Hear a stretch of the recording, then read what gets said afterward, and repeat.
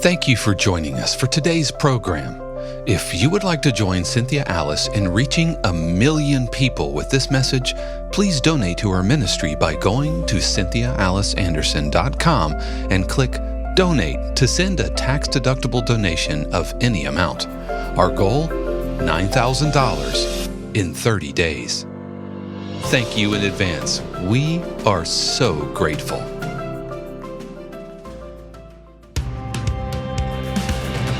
Supportek Staffing presents The Authentic Spiritual Journey, a weekly show featuring real and practical spiritual conversations from diverse perspectives here on the Experience of the Soul podcast channel. Today, episode 171, After Forgiveness, Then What? And now your host, Reverend Cynthia Alice Anderson. Hello and welcome to The Authentic Spiritual Journey. My name is Cynthia Alice Anderson. I am the host, and I'm here in 818 Studios with my producer. Hello, everybody. This is Dave Croft. Thank you so much for joining us for episode 171 of The Authentic Spiritual Journey. As always, welcome to a brand new week, fresh, effervescent. Yes. You know, it's finally the fall. It's finally the fall, and I can quit feeling guilty about my love of pumpkin spice anything. Exactly.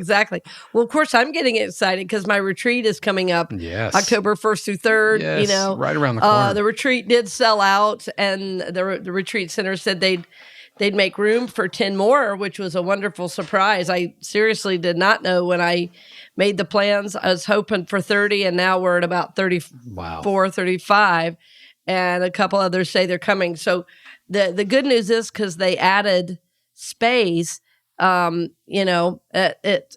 it's a great thing. We have people coming from all over. I think the furthest away somebody's coming from is Kansas City. Wow. And then I just heard from somebody the other day from Boston. They're going to go to the one to my retreat in Fayetteville, Arkansas, in a couple of months with John Tuhawk. So we have a lot of great interest. We already have somebody from Orlando coming to that one as well. Somebody who said, if you're doing a retreat, I'm there. I don't care what state it's in. That's great. I was like, good. That is awesome. Yes. And friends, thank you for your support. I was just speaking the other day with somebody. She's 88 years old. And when I was speaking, at her particular church, I was talking about the podcast. And she came up to me and says, I don't know what a podcast is, but I'm willing to learn. And so I showed her and everything. And then the next week she came back. She said, I didn't do real well on downloading that. I am 88 after all, which was a surprise. And so we had a great connection by phone. I was glad I gave her my card because she also summers. Well, she has some time in Cincinnati as well, during the year, the way so many people do that come to Florida. They have 2 homes. And I said, well, give me a call. And she said, you'd come to Cincinnati? I said, I'll come anywhere. I will come anywhere. I am on a mission, dear. I will come to Cincinnati. I'll come to New York. I'll go to California.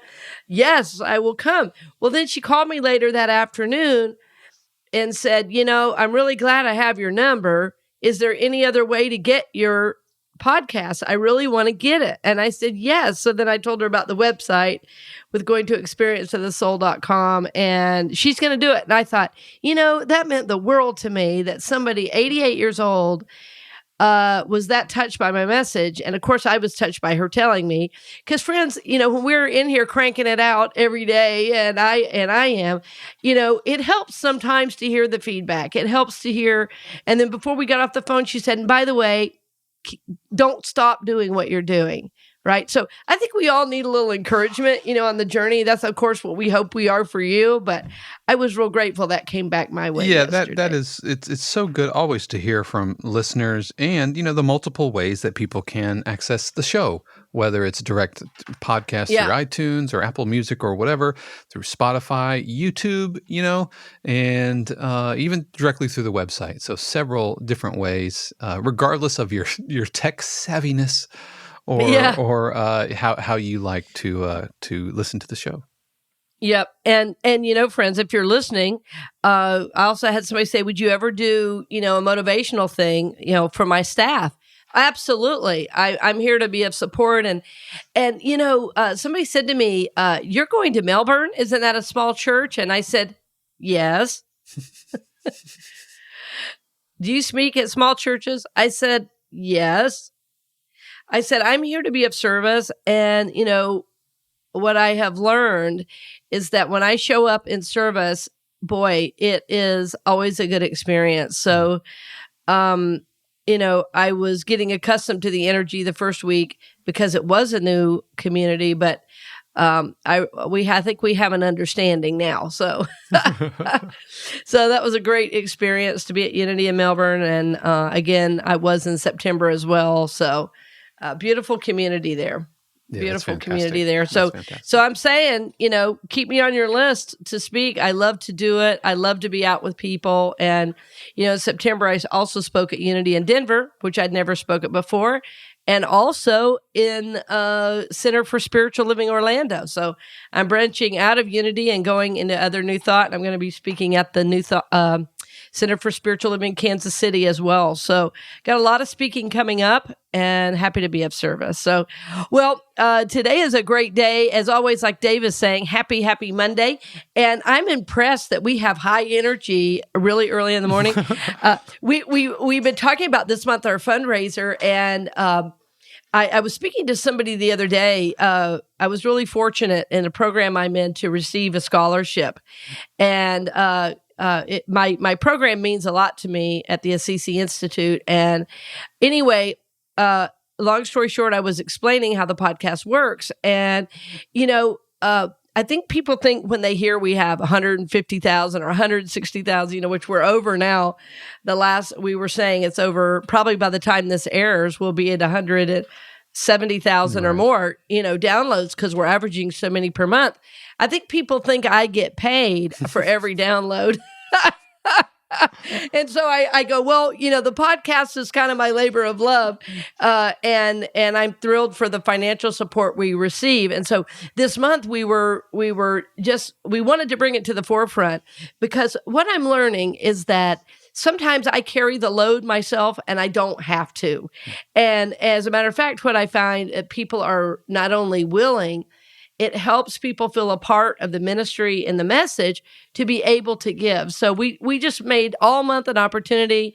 The goal is to raise $9,000. And of that amount, we will tie 10% back to Orlando Minority Youth Golf Association, because it is a program I believe in and certainly am spiritually fed by. I absolutely love Orlando Minority Youth Golf Association, that's run by Dr. Dorsey, because it helps minority children from age basically 6 to 18. And the teaching is spiritual.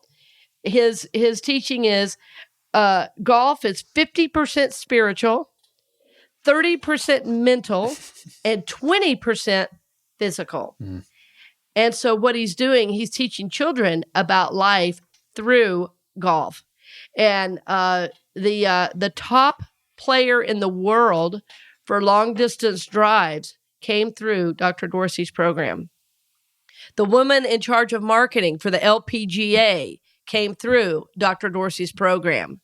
And these are kids, because of the color of their skin would have been considered, they'll never be golfers. And he's completely changed that. So not only do I personally support Dr. Dorsey by speaking and by donating finances, I wanted to do, we believe in tithing, and we teach tithing. And I thought, if we bring in $9,000, which is exactly what we need from now to the end of the year, I absolutely am happy to write him a check for $900. It'll support equipment and materials that they need for those kids, and I'm absolutely happy to do that. Maybe it'll buy pizza. The expenses for that many kids, people have no idea. Every Friday night he's buying pizza for everybody. Yeah, and they're playing at Dub's Red every weekend. I mean, it's amazing what he does. And the equipment, and there is a barrier. Golf is not necessarily an inexpensive sport. Oh no! Tell me about it. And so there's clubs and balls and all of the equipment, and not to mention that multiplied by the number of kids he has, and so what a fantastic organization. Yeah. I mean, sometimes 75, 80 kids. I think the last time I spoke, there were about 75 kids. All either African American. I think there was one or two Indian. Maybe there might have been. Yeah, that's about it. That's about it. And some great parents. People.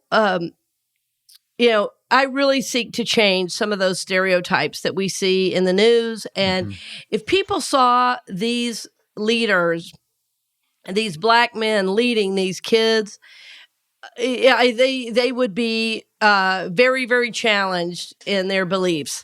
And what I mean is, if you watch the news, it looks like all Black men are thugs. And also that all police are violent against Black men, and that's just not the case. And so anyway, we really strongly believe in supporting OMYGA. So thank you for your support. I'm going to thank you in advance. I'm going to do a whole show on this practice, but I'll just say a bit now that I have established this new phrase for realizing more abundance. And it's just been amazing. So I'm just giving thanks in advance already. We love the support of the show and your support of the ministry, because I want you to realize, as I'm speaking today, this is an online ministry, and not only is it a nonprofit, it is a legal ministry. So basically what I have is a virtual ministry. So my ministry is a ministry without walls. I mean that metaphorically and literally. There are no walls to this ministry. I go out in various buildings, but my ministry is online. I teach people every week around the country. It's beginning to be around the world. Nearly every week, I'm communicating with somebody in a different country, one-on-one. Just the other day, I was talking with a friend in South Africa about everything going on there. Recently, I was talking to my friend in Uganda.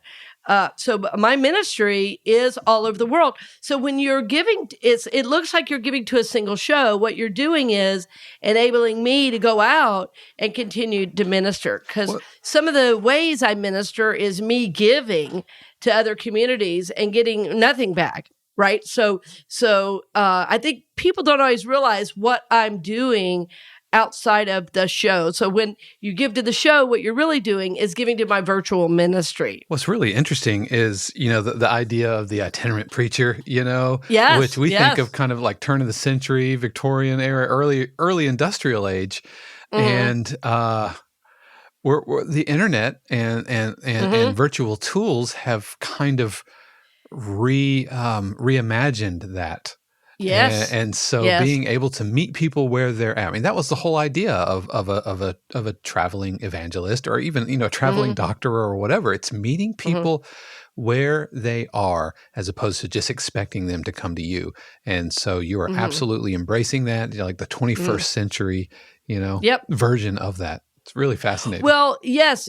And at the beginning of the podcast, one of the key reasons we did it is we thought there are people that would really relate to our message, but would never come into a church. And so I started it thinking of it as more an outreach of CCU. And what it became, of course, is my more expansive ministry. And so it does, all the financial support helps us do that because it helps pay the fees. So I can't, that's what I'm saying, I've realized I can't, as one person, both provide all the financial support for the show and go out and give and give and give and give. That's unbalanced. And that's what I really realized. So it's like, I pray about every day, what is mine to do? And I know if it's a heavy lift and I'm the only one carrying it, then maybe it isn't of value. But what I know is that it is when we have, I don't know how many countries we're up to. Last I counted, it was over 80, and we're over 164,000 downloads. Clearly what we're doing is of value. So I thought, well, what I need to do is be clear in my communication about, what the actual needs are. But I always seek to come from a mind of abundance and not need, but that we're in this together. So anyway, I thank you for your support. And today is a show that's dear to my heart because of the continuing topic for last week. So last week we talked about forgiveness, right, Dave? Yes. And this week we wanted to continue that. So give us our title for today. Well, last week, as a reminder, last week was 70 times 7, the power of real forgiveness. And this week is after forgiveness, then what? Right. Yeah. After forgiveness. I've had people go, okay, I've done all this stuff. Now what? Exactly. Well, what I want to reiterate about forgiveness as we get into this topic today is that, first of all, forgiveness is a huge gift to your soul and to the world. All right. So I want to bring that home. You're going to hear me. People are going to say, boy, you really sing that song of forgiveness. And the answer to that is yes, yes, yes. And I'll tell you kind of it might come across as a little crude. I was talking to my friend one day, Greg Barrett, and I said to him one time, I am just so tired of all this forgiveness work and release. For goodness sakes, is it ever over? And so this is about 20 years ago. And he goes, I know what you mean. I just went to the bathroom yesterday. Why do I have to go today? And I go, oh, yeah. So the way as we release in the body, we're releasing toxins, right? So the reason I love daily forgiveness is because it's saying to the universe, it is saying to our consciousness, it is saying to my body, I am ready to release old toxic energy, and I want the new energy to be one of love, one of peace, one of joy, one of acceptance. And so we release what no longer serves, which means we make room for all the good, to come forward. So, but after we do a big forgiveness piece, and I know many of you have because I've heard from you. So, I often talk about the 70 times 7. That's what we talked about in the last show. And in that show, I also shared that recently my guidance, I couldn't do 70 a day. I did 35 every morning, and I did it for 30 days. And that was a powerful, powerful practice. But after that much forgiveness, and some of you too that are working with me one-on-one right now, you are in a process of the 7 steps that Jane Elizabeth Hart teaches. So we'll put a link to that in the show notes. Her 7 steps from the Center for Enlightenment, which is cfenlightenment.org. But in those 7 steps, they go so deeply in the forgiveness work that there is often a tremendous shift in consciousness. And we want to talk about that today. But I want to first say, if you haven't yet done the forgiveness, by all means, listen to the show today. But don't let the show scare you, because I'm going to say some things about what the shift does in the mind and in the body. But the good news is that ultimately, as we love to say, it's all good. It's all good for the soul. It's all good for the world. And it is most certainly the work that needs to be done. So after forgiveness, then what is the title of today? And we're going to get into that more second half. What I want you to know, though, is anytime you do a big forgiveness, there is a major shift in your consciousness and in your, what I would call your energetic vibration. In other words, how you walk through the world. There is also a grand potential of you receiving big financially, because unforgiveness is directly related to debt. And, I've shared this in the past, but I want to reiterate that, many years ago when I started doing this daily forgiveness work, I paid off all my debt. I was able to give away a car. I was able to buy a car. I really experienced for the very first time this idea of abundance as a result of my spiritual work. So it wasn't why I did the work, but it was a wonderful, wonderful a byproduct of doing the deeper forgiveness work. So, but there are some other things that might be a little difficult to know what's happening. And so we want to talk about that in the second half. So we're going to go ahead and take a quick break so that we can get deeply into that topic in the second half. Thank you for joining us for today's program. If you would like to join Cynthia Alice in reaching 1 million people with this message, please donate to her ministry by going to CynthiaAliceAnderson.com and click Donate to send a tax-deductible donation of any amount. Our goal, $9,000 in 30 days. Thank you in advance. We are so grateful. We'll return to the program in just a few moments, but first, we wanted to give a special word of thanks to our podcast partners, Supportek Staffing. Supportek Staffing is an innovative staffing agency built on the principle of caring about employers and employees as they navigate these new workforce and workplace challenges. If you're an employer, they want to be your human resource partner and help with the changes needed during the pandemic. If you're a candidate, they want to become your lifelong career agent to help you grow into your fullest potential. Supportek prioritizes support over volume, integrity over profits, and will treat your business and your career as if it was their own. You can learn more at supportekstaffing.com. That's SUPPORTEK staffing.com.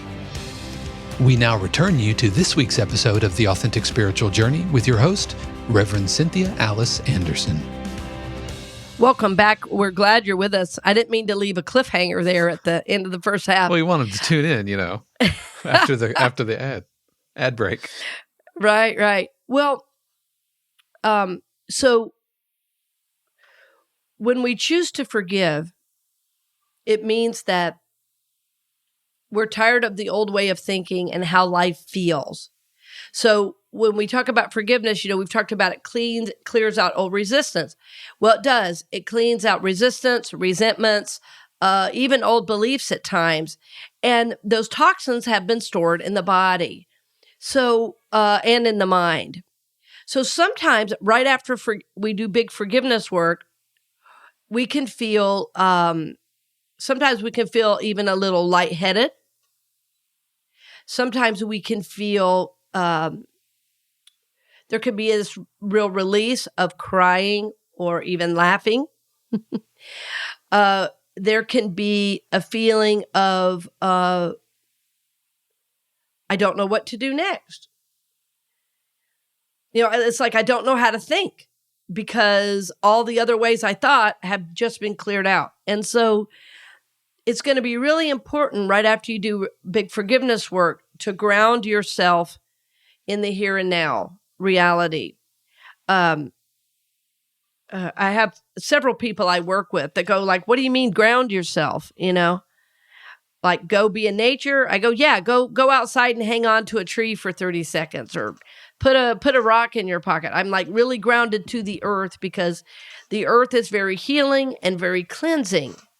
So the practice of forgiveness is a game changer because it changes literally your energetic vibration because, think about if you're carrying a really big bag, like, have you ever carried like a really big bag of stuff out to the curb or you're loading your car and you got this really big bag over your shoulder and you put it down and you go to stand up and you go, oh, this is so much lighter. Wow, I feel great. Man, my back that was heavy. Well, that's what it's like with forgiveness. You've released this big bag of junk. And so you're going, wow. And so you might feel a little ungrounded. And I would say right away after forgiveness, don't make any big decisions. Don't make any big new resolutions. Just hold steady. Allow everything to settle and then allow spirit to inform how you move forward. So it's like, sometimes I think we think we do a spiritual practice. It's going to be something magical. Like we do it and then we go, yay, life is perfect. And it will be different. It will be different, but life is still going to be there. You're still going to have to every day make a decision to love. You're still every day going to have to make a decision to connect, but you will not have this nagging, old things hanging out there because you've released and forgiven. So that's what I mean. It's like you're learning to walk through the world in a different way. And so being patient with yourself, being gentle with yourself after big forgiveness, you might just need some quiet time, for a few days or a week where, after you get done with work for the day, you just chill out. Maybe you read a book, maybe you take a bath, maybe you do a walk, but just calm it down, and hold steady. Don't reach out to a lot of people. Don't, be out with a bunch of people and picking up a lot of energies. Just, of course, now with the rising COVID numbers, more people seem to be staying in again. And that's not a bad idea. And after forgiveness, it is so important to be gentle with yourself, because it's like you're being made new from the inside out. And friends, so often in our world today, it looks like everything can be bought and that everything is just a click away. Well, that's not reality. And when we do a big forgiveness work, what we want to realize, and I'm saying this as much for myself as for you, is that we have made a real shift in consciousness. Well, that needs to be honored because that's sacred. So when you take the time to do the forgiveness work, to do the release, also take the time to love yourself as you were learning to walk through the world in a different way. So what can often be helpful after forgiveness is just to say to yourself every day, rather than I forgive myself totally and completely, and we talked about this a couple of weeks ago, I love myself totally and completely. I think we even shared, the view of the door in my office where I put my writing every day just to, to lift that up. And that is going to really help you replace those old feelings with this new energy of love and acceptance of yourself. So anytime too we've done the forgiveness, we're also opening the way to receive God's love in a bigger way. Because forgiveness means I release, I let go, I let the past be the past. And when we can do that, we are following the Master, who said, Father, forgive them, for they know not what they are doing. We're following the Master, and that makes room for this expansive God love, to come in and through. So this is the goal. This is the goal. I had somebody say one time after they did forgiveness work that they had this feeling of lightheadedness, like the top of their head was lit up. And I said, oh, that's wonderful. They go, it is. They go, it is what feels so weird. I said, take 10 deep breaths and call me back.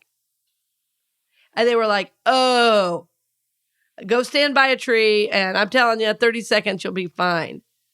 I said, it's like you all of a sudden have like allowed this flow of energy, and so when we've been stuck for so long, we're not used to what it feels like to be full of light energy. It's like you make room for the light to shine through. And I believe that's our natural state. I know that is our natural state, is to be illumined with the light of God. And when we forgive, that's what we make room to do. But so we have to be gentle with ourselves, even I'll say patient with ourselves and our process, because things will feel different after a big release process. You will feel, oh, I had this friend that just went, oh, I get what you're talking about now about forgiveness. I said, yep. You can't explain it until you do it. And then after you go, I feel different. I said, exactly. I have a couple friends. I'm so blessed with some amazing friends. And all of us at one time had the same spiritual teacher. And so we speak the same language. And every time I see this guy, he looks younger than the time before. And I go, dude, either you have great plastic surgeons or like forgiveness really works. He goes, oh no, it's just the forgiveness and the meditation. I'm not kidding. He looks younger every time I see him. And it's just, he is so constantly releasing and forgiving that he's lighter and lighter and lighter. He laughs easier. He's funnier. He's in the moment. He is talented. He thinks of things I've never seen, the connections he makes. Well, just think, when your mind is not having to work through all this other stuff, that's what happens after forgiveness. You're free to be your true, authentic self. Well, when we're used to hiding ourselves, when we're used to, I'm going to say it this way, dumbing it down, pretending like we don't know when we know, that is what happens after forgiveness. And then I'm going to say something you're going to go, oh no, really? So then I'm going to say, and then you do it all over again. Yeah. What? Yeah. And then you start all over again. Mm-hmm. Forgiveness is powerful. And yet after forgiveness is a gift, a huge, huge gift. And we don't talk about that enough. The other piece that I want to just mention, I mentioned it in the first half. I think I mentioned it last week as well. But forgiveness is a key to financial abundance. I have seen it over and over and over again. And if I feel out of the flow in any way financially, I start forgiving right away. And then I just trust. And friends, I quit my job and I've been able to pay my bills. This is a miracle. And I continue to forgive, release. And as soon as I release, I'm releasing what? My fears, my angers, my resentments, my thinking I can't do it, all of those things. That's what's getting released. And so it makes room then to receive abundance. So I don't go crazy and go, oh, I'm going to go spend some money because I'm going to forgive. No. I forgive, and I just know that abundance is coming my way in all forms. And so after the forgiveness, I am gentle with myself. After forgiveness, I am, as we love to say in 12-step, I wait for the miracle because I know something good is coming my way after I do that hard work of forgiveness. I also know the more I forgive, the more places I'm going to see that need forgiveness. And again, this is a challenge, but it is also a gift. Because when we get ready to leave this lifetime, when we get ready to leave the planet, the reason it's hard to leave is all the unfinished business. All of the things that we've held on to that we wished we would have made right. Friends, forgiveness makes it right. And sometimes there's also an amends to do as well. But more often than not, the forgiveness is simply the work we do in consciousness that frees us. So very often, we need to be gentle with ourselves. I'm repeating this on purpose. We may need a new practice of saying, I love myself, to fill that gap in. Sometimes we need to do grounding work where we go outside, where we spend some time in nature, where we turn off the devices. I love that people listen to the show on whatever device they have, a computer, a phone. We love it. So don't forget to ground yourself, to be gentle with yourself, all the things we've been talking about this show. And there may be other work in consciousness to do, but also remember, do not make any big decisions right away. That do not pass go. Because you want to get accustomed to this new consciousness and this new way of thinking before you move forward. See, I always mention what's going on in regular culture and how everything's one click away because the spiritual life is not that way. It takes process, it takes time. And yes, there are certain principles we believe and we live by, but certain things have to settle. And what really matters is what's in the ethers. What really matters is what's in the spiritual aspect. And so, it doesn't really matter what a news headline is for 2 or 3 days. Focus on you and your journey, and you will be happier. You will be more at peace. You will be freer. because you have released the old and you're making time and space for the new to come in. If you're tapping into everything the news is saying, what you're going to do is take back on all that old energy, because the world is operating from a place of the one with the most toys wins. I'm right and you're wrong. The teachers of the East often call this the land of the opposites, right and wrong. And Jesus said, be in the world and not of the world. So all of us are getting so of the world, we've forgotten how to do spiritual process. So I'm saying, check out for 2 or 3 days. I'm not saying don't go to work. Do your job. Whatever it is that keep your responsibilities, pick up your kids from school. But when you get home, make time for the sacred. Cook a real meal without a million things going. Actually look at and talk to your kids. Make time to be present to yourself and to life. And then what you're going to find is this new energy that wants to come forward, this new consciousness that is free, that is forgiveness itself, that is, clean and clear, has time then to settle in your consciousness. It has time to bring you into the moment. It has time to solidify this new way of thinking and being. And then as you do the work of, I love myself totally and completely, then what happens is you're saying to the universe, yes, I want to move forward in a way of loving myself, to be grounded in the present moment. And then as you begin to pick up some of your habits again, what's going to happen is that you're going to do it from a new place in consciousness. But you need time after the forgiveness to let that new consciousness settle. And you also may find, if you really let the consciousness settle, some of your old habits are going away. And I'll just, one of the things I did recently, it's pretty funny too, because I was at a store. It was at a bookstore, and I love bookstores and I love to read. I never read quite as much as I want to, but we were at a bookstore, getting a few things, and I saw this puzzle, and the puzzle was periodic table of the elements. And I was like, oh, I'm going to get this for my son. This is going to be really, really great.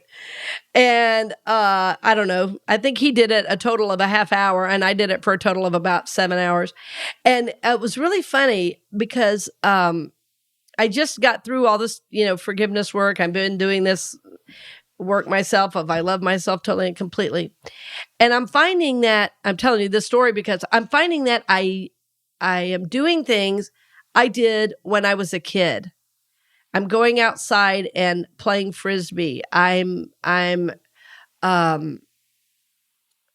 doing a puzzle. I'm turning my devices off more. I'm more present to life and to my son. I'm more present to my journey. And it was funny to me to think, how many years has it been since I bought a puzzle and just made hours to do it? I know that sounds funny, but it brought a lot of peace into my life. There's something like really peaceful about just solving a puzzle. And I can think about things, and I was learning as I was doing it. And I thought, yeah, I'm really glad I bought this for my son because I've really learned a lot. So it's funny that it's such a little thing that that meant something to me. And, I used to have more hobbies than I have now. And I was like, this is good because this is bringing more balance into my life. And so it seems like a little thing, but the energy in my whole house is different because I did the forgiveness and I started loving myself. It's like, well, what do I really want to do with my time when I'm not working? Do I really just want to turn on the TV? Do I really just want to, stay busy, or do I want to just chill out and be present to myself and my life? So this has been super, super helpful. For you, it might be the opposite. For you, it might be getting out and doing things because maybe you haven't been. So just know, I'm not saying go out and buy a puzzle. I'm saying that whatever is most natural to you to bring balance and peace, that's what rises to the surface. Yeah. So that's been a lot of fun. I've also noticed that I'm able to be of greater service after forgiveness because my heart is clear. I'm not expecting something in return. My friend in Uganda recently received all the things that we had collected over a year ago at CCU Orlando. He finally received it and was so joyous. And I could be of service to him and to his ministry.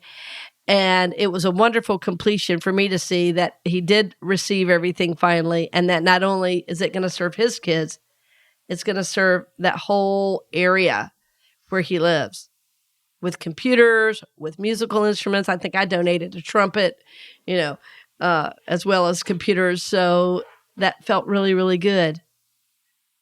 Every time I forgive, I can be more of service to the world because my heart is clean and clear.